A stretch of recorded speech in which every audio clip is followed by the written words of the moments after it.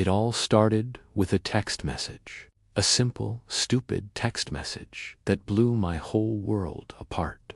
My wife, Sarah, had been going to the gym for about 6 months. Never Before did. this goes any further, subscribe now, because stories like this don't just entertain.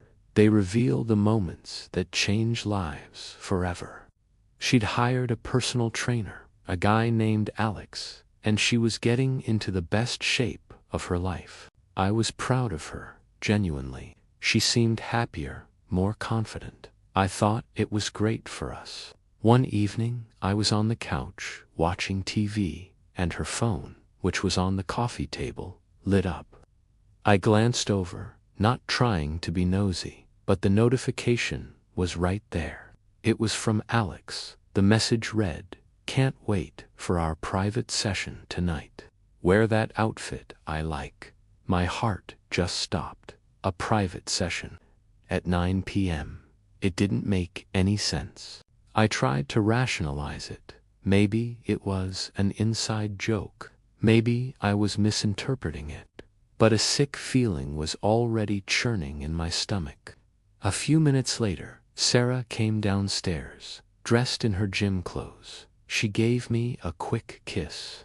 "Hey, honey," Alex scheduled a last-minute late session. "Gotta go." The lie was so casual, so easy, she didn't even flinch. As the door clicked shut behind her, the text message replayed in my mind. "Wear that outfit I like." It wasn't about fitness. It was about something else entirely. I sat there in the quiet house, the silence screaming at me. For the next 2 hours, my mind raced. I went through every memory from the past few months. The late-night training sessions, the constant texting she'd brush off as scheduling, the way she'd started guarding her phone. It all started to click into place, like a horrifying puzzle I never wanted to solve. I wanted to be wrong. I desperately wanted to be the crazy, jealous husband who was overthinking things. But deep down, I knew. The trust I had in her, the foundation of our entire marriage, was crumbling with every passing second. When she finally walked back through the door around 11:30, smiling and talking about how tough her workout was, I felt a strange sense of calm wash over me. It wasn't anger, not yet. It was clarity. I knew what I had to do. I let her finish her story about her workout. I listened as she described the new exercises Alex had her doing. The whole time, I just looked at her, really looked at her, and I saw a stranger. When she was done, I took a deep breath. "Sarah," I said, my voice steady, "we need to talk." The look on her face changed instantly. The cheerful facade dropped, replaced by a flicker of panic. "About what?" she asked, her voice a little too high. I picked up her phone from the table. I saw the text from Alex tonight. Silence. Complete and utter silence. She didn't deny it. She didn't try to explain it away. She just stared at me, her eyes wide with a mixture of fear and, I think, a little bit of relief.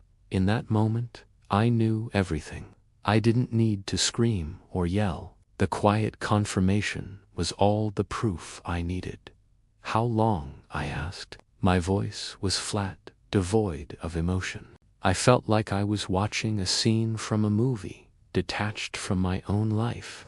She finally broke eye contact, looking down at her hands. "A few months," she whispered. "About 4. 4 months. 4 months of lies. 4 months of late-night gym sessions. 4 months of me being the clueless, supportive husband, while she was with someone else." The pain hit me then, a physical blow to the chest that took my breath away. I thought about all the times I'd encouraged her to go to the gym, telling her how proud I was. I felt like such a fool. Why? It was the only question that mattered. She looked up, and for the first time, I saw tears in her eyes. "I don't know," she said, her voice cracking. "It just ... happened." Alex paid attention to me. He made me feel seen, and I got caught up in it. I never meant to hurt you. You never meant to hurt me. I almost laughed. Sarah, you didn't just hurt me. You destroyed us. You destroyed everything we built together. I stood up and started pacing. The anger was finally starting to bubble up, hot and sharp. All you had to do was talk to me. If you were unhappy, if you felt unseen, you could have just said something.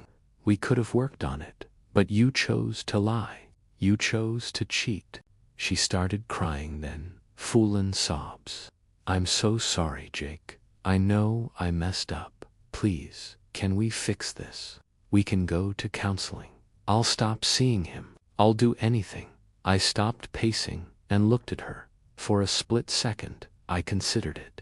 I thought about our years together, the home we'd built, the life we'd planned. But then I thought about the text message, the casual lie, the 4 months of deceit. The trust was gone, completely shattered. And I knew, deep in my gut, that you can't build a marriage on apologies alone. You need a foundation, and ours had been bulldozed. No, I said, the word hanging in the air between us. No, Sarah, we can't fix this. I can't fix this. I can't go back to pretending. I can't unknow what I know. Every time you're late, every time you get a text, I'll wonder.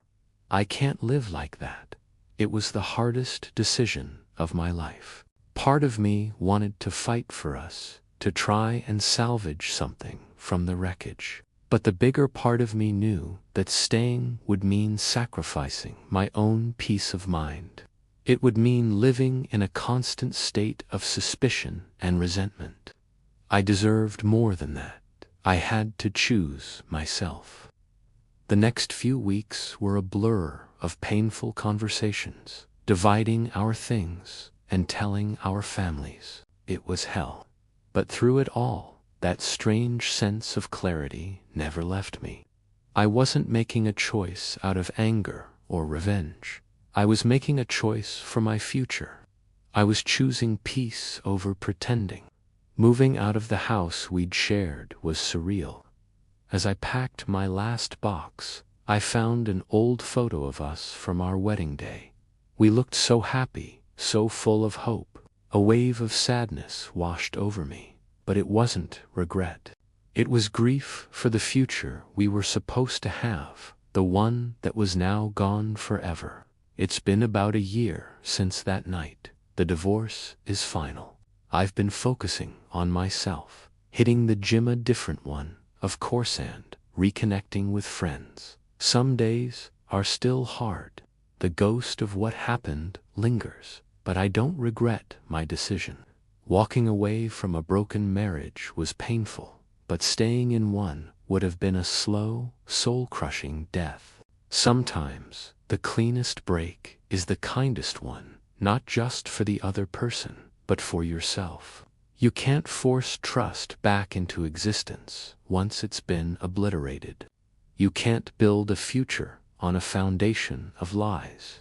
All you can do is accept the truth, grieve what you've lost, and take the first step toward a new beginning, even if you have to do it alone.